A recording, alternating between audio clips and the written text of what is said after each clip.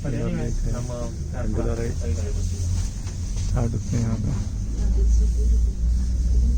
Beautiful views है Kandola ride का। ऐसे पकड़ना है भैया, लैपटॉप बैग तो पकड़ लो, कम से कम नहीं पकड़ सकते।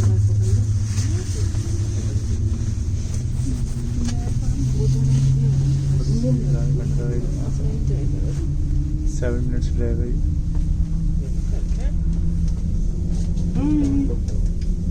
Welcome guys to this Jasper Skytrip. My name is Zach. I'm going to be your operator as we head on up to the top today. When we get up a little bit past that tower up ahead of us, I'm going to start to point a few things out. The view gets so much better up there, so that's why I like to wait a little bit. I'm going to tell you a little bit about the town of Jasper, a little bit about the Skytram, and of course, if you guys have any questions along the way up, please feel free to ask. I'll also be answering your questions. Is it everybody's first time on the Skytram? Yeah.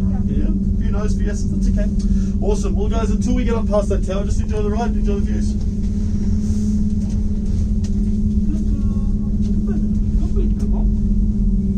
Awesome views. You can see the train. Awesome. There's a train.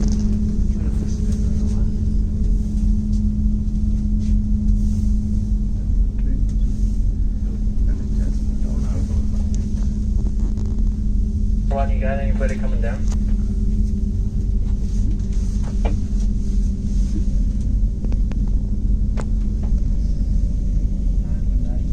बहुत ही प्यारे views आ रहे हैं यहाँ से, वो पहाड़ 7 minutes के trip. कैसा लग रहा है प्रिया? माय यूजुअल डायलॉग कैसा लग रहा है? खाना में प्रेशर आ रहा है। I can feel the pressure in my ears because the height is increasing all of a sudden.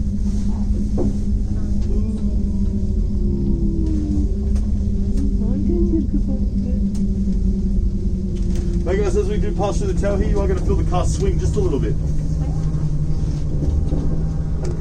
It's not too bad, but I just like to give people a heads up. There we go. And it's over. But guys, from here we got a really nice view of everything. You can see the town of Jasper down there really nicely. It has a population of 5,000.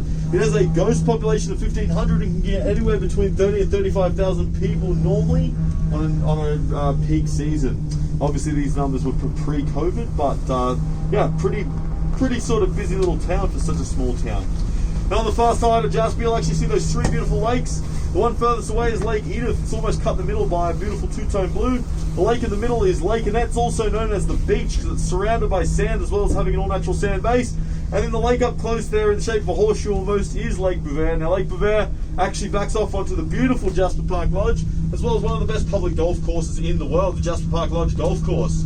All 3 of these lakes are all glacial fed and can all be accessed by either trail or by car. Now Jasper has 2 rivers. The very first one can be seen almost at the back of the car there, directly running parallel to the train lines. Now speaking of the train lines, you can actually see one of the trains going through the town right now, and some of these trains are actually capable of getting up to 6 kilometers long. The river running parallel to it in a beautiful emerald green is the mighty Mayan River. And the other river can be seen over on my right hand side over here, which is on the east. And that's the big, beautiful Teal River there with all the S-bends and turns. That out there is the Athabasca River. Now, the Athabasca River is the largest river in Jasper. It's actually fed from a glacier out of the Columbian ice fields and will actually flow all the way out into the Arctic Ocean. Just to give you guys an idea, it's absolutely massive. It gets that beautiful teal colour from being fed from the glacier, as well as another process which is actually called rock flaring or glacial silt. In which the water will actually flow so far and fast, it will actually grind up against the rocks underneath there, and it will actually bring up everything from all the minerals from the bottom all the way to the top. You get that beautiful sort of teal colour throughout the entire way.